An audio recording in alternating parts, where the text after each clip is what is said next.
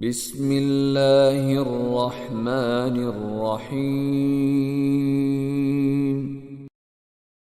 قد سمع الله قول التي تجادلك في زوجها وتشتكي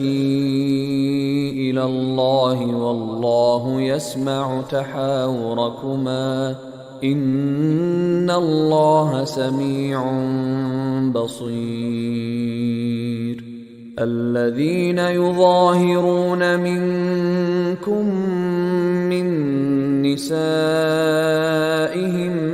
ما هن أمهاتهم إن أمهاتهم إلا اللائي ولدنهم وإنهم ليقولون منكرا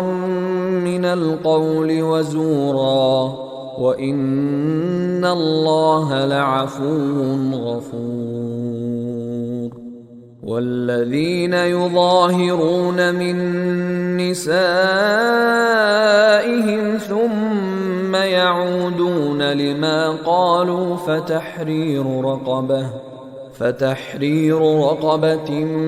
من قبل أن يتماسا ذلكم توعظون به